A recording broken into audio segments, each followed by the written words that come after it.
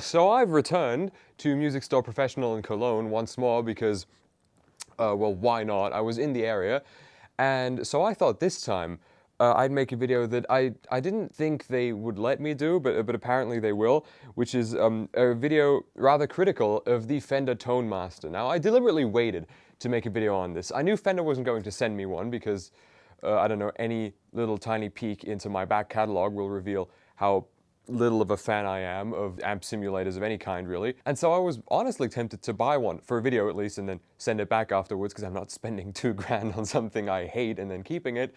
But, you know, I thought I would give it a try for a video and at least have it on hand, because a commentary video on a piece of gear that I have never tried and don't own is really kind of just based on hearsay. But down here right in front of me, I'm going to have to take some B-rolls of that later. I do indeed have a Fender Tone Master Pro, which I think at this point, these go for around 1700 euro, I think. They started at like 1900. Price mapping is lovely, but now that that period's ended, the price didn't drop as much as I feel like a lot of people thought it might. I'm gonna run you through how this thing works just a tiny little bit. It works pretty much like any other floor modeler in the world. It works like a head rush board. It works like a Helix Stomp. The HX Stomp. It works like the Kemper. It's all the same shit, really, isn't it? Except, well, I understand why Fender did this, right?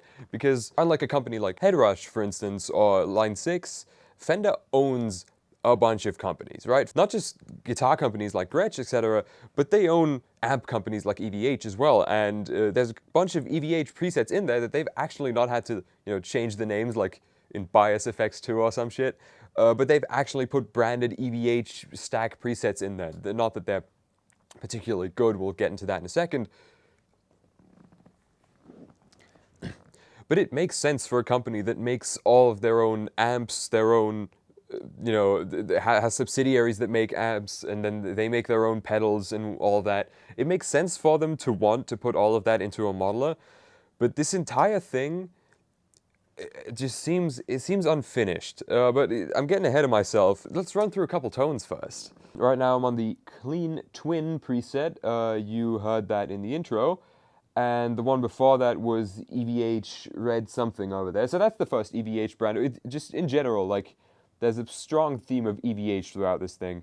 So that was the high gain tone in the intro. Let's hit the bank down for a second. Well, there's Appetite for Rose. I have no idea what that could possibly be based on. That's not... Let's give Tears of Zack a try, why don't we?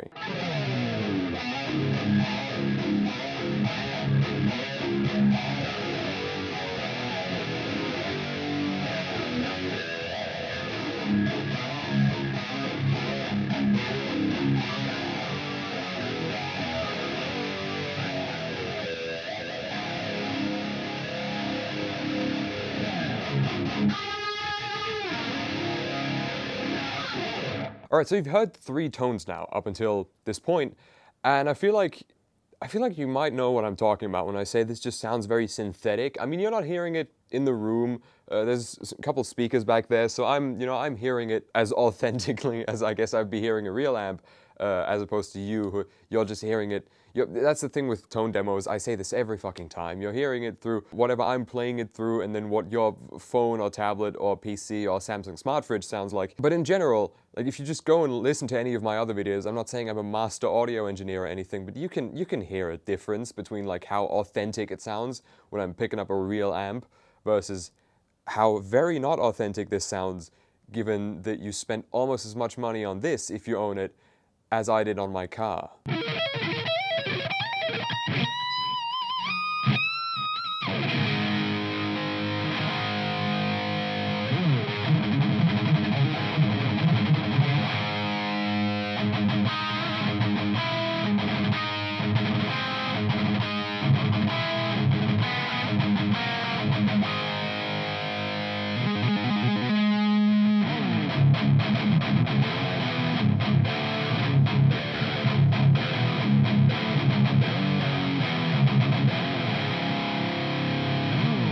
The wonderful guitar that I'm using in this video, by the way, it's a Fame Forum something. I put the the tags between the couch cushions. This is a Fame Forum 4 modern high gloss DCB Dark Cherry Burst. Made an entire video on these Fame Forum guitars last time I was here, so you can check that out once you're done watching this video.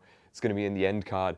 I don't know if there can be, I was just handed like an affiliate thing, so I'm not sure if there's going to be affiliate links in the description, but there's going to be some sort of link in the description for you to buy one if you want, because these are very, very nice. Let's just go through a couple more presets before I start tearing this thing a new one. The UI down here, it's not very sophisticated. It's not impressive, especially compared to like other stuff that you got nowadays. I mean, if I think I can click on this amp, and then yeah, there's Mega, because they do not own Mesa. Gibson does. If Gibson made one of these, it would have Mesa in it. All right, take two of looking at the UI real quick, because I was just corrected by someone behind the camera. We're on the twin reverb preset right now, which yes, actually says Fender because they own this. That's again, that's kind of, I assume, the thought behind actually making this thing. You can use your fingers on the touchscreen for these knobs, as opposed to, you know, having little knobs down here to do it with. But also, I was just informed that these actually, I mean, if I was able to read, I suppose that would be easier. But the volume knob, for instance, that's this one, and then you got bright, which, is that an on or off type situation? Yep, there you go. And then, yeah, bass, middle, so you've got the EQ over here. So the ones, the little stomp buttons actually act secondarily, I suppose, as the EQ knobs and stuff. But I suppose this thing already has enough knobs and buttons, and that's another thing, is like, I have very large hands, right? This is my hand. This thing is big. This is very large and very heavy, as opposed to like a head rush, which would be about the size of like the screen bezel up here. Like an HX Stomp would be about 6 of these buttons plus a little screen.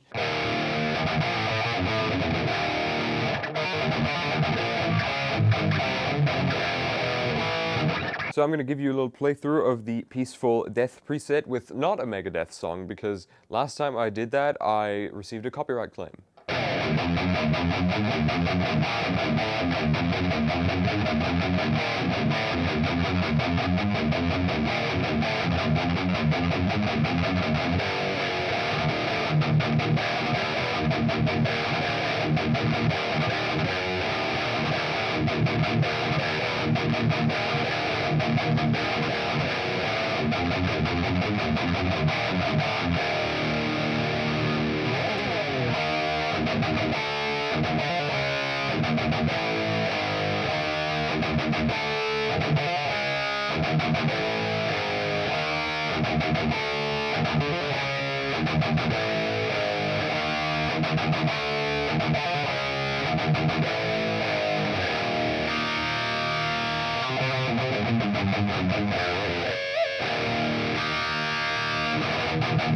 Right, so the tone wasn't bad.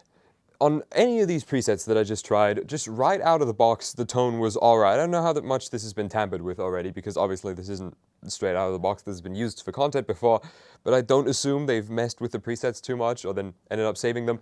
So I'm just going to assume that this is all out of the box sounds. It sounds alright, but the thing is, alright is something I'd pay, I don't know, €250 for, like on the Donna Arena 2000 or the Mua this and that, or any of those little multi-effects units that you can get on Thomann for like $250, as opposed to something that costs, I think, more than a Kemper floor unit does, which is ridiculous. I mean, Kemper is a blank slate, technically. I know that Kemper isn't a modeler, it's a profiler, but you can download so many profiles off the internet at this point and don't have to make your own that it doesn't actually make a difference. But I don't know, let's take something like the Line 6 Helix. The Helix sounds great. The Helix costs much less money than this, I have to assume. Let me check. 1,500 is the average online, and this costs around 1,700.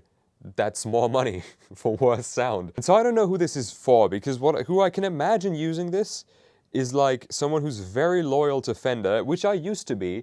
I have those Fender signs on my wall in my studio at home. I used to be a huge Fender fanboy, and I still love the Fenders that I have that remain in my possession, but the majority of them I've sold and moved on to things that are better and just different.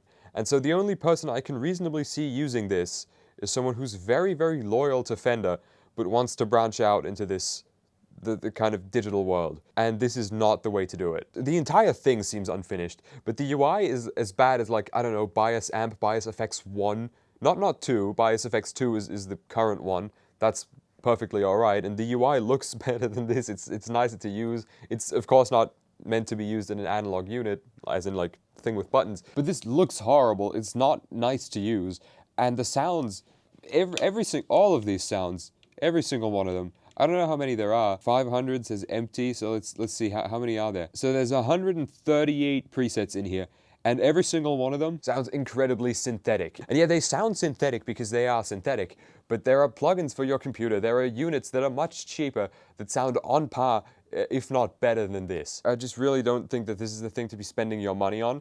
And I'm not shaming anybody who took Fender's money and advertise. Actually, I'm shaming people who took Fender's money and lied. I'm not shaming anybody who advertised this thing and said it was good, because it's perfectly alright if you remove the price tag. If somebody gave this to me for Christmas, didn't tell me how much they paid, I didn't know what it was, and I never found out, I would be thrilled. If I paid for this, I would be very, very angry, because it feels like the majority of what you're paying for here is build quality, because that way, way better than like any other floor unit I've ever tried.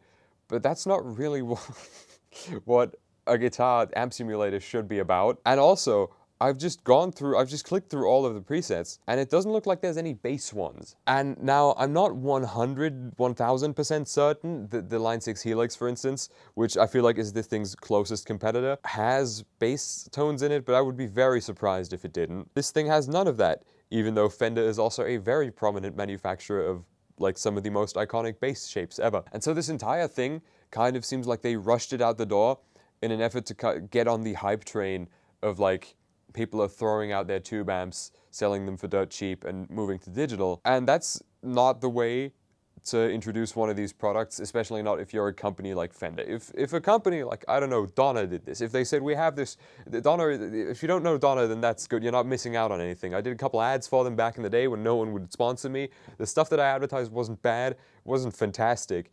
Not a very good company. And the way that that company is run, honestly, I wouldn't be surprised if they said, oh, we're gonna just do this, make this big flagship thing now, and it's gonna sound like shit, but we're just jumping on the hype train. People want digital, we'll give them digital. This seems like a very Gibson move to do, I'm not gonna lie.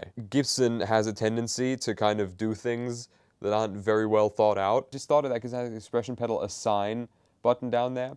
So that's another leg up that the Helix has on this, is it comes with its own expression pedal attached, making it a little bit larger, but whatever. This thing has an EXP assign button. It has a UI that just looks and feels so horrible to use. Affiliate links in the description if you want one. I say this because I feel like every time I speak negatively about something on this channel, people go and buy it out of spite just because they don't like me. And they don't like the fact that I've just very validly criticized something that they actually hold very dear. And I understand that. If you're what I was to Fender, like 3 years ago, you're so attached to this company that doesn't give a shit about you, you have to really, you have to let go and take a step back and look at this and just go, I'm gonna buy an HX Stomp. Now I'm gonna just say a bit of a thank you to Music Store Professional for letting me film this here, because this is a product that they sell, and I've just spent the past, I don't know how long, shitting all over this product. It's not all bad, but everybody has already highlighted the good sides of this product, right? And some people have very much over-highlighted the goods of this product, pretended that all of that overshadows the bad, which it really doesn't. You can tell this is a very unscripted video, because I didn't actually come here today with the intention of recording this video. This was as spontaneous as it gets. But I hope I was able to bring my point across here. It's one of those things that just could have used another 4 to 6 months of development before it went up on the market. Because the way it is right now, I don't feel like there were 4 to 6 months of development here.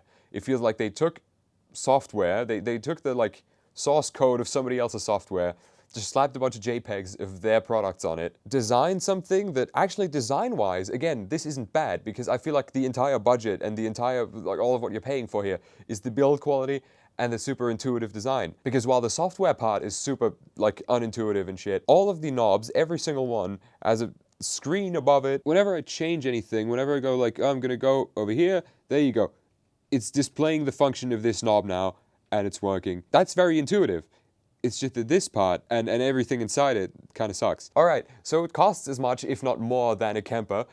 It doesn't do profile. Hold on, check out how much a Kemper costs. I don't mean the big toaster unit, I mean the Kemper Profiler Stage. 1,400. This costs €300 more. or at least 200 euro more than a Kemper, which does profiles and does it, I mean, okay, it's a different product because this isn't a profiler, this is a modeler and whatever. I feel like if Fender made a profiler and just had profiles available for download of all of their most popular amps and all of the EVH amps and all that stuff, I feel like this could have been a much more successful product. Oh, well, successful, just that's in terms of how many they sold, which I'm sure that did fine. This could have been a much better product. That's not, those two things are unrelated. If they weren't, then Gibson would no longer exist. So I think I'm gonna wrap this up now before Fender threatens to sue me. Fender is never going to want to work with me after this video, not that they wanted to in the first place. Thanks for watching. Affiliate links for these fantastic guitars, for everything in the description. Buy some merch. Goodbye.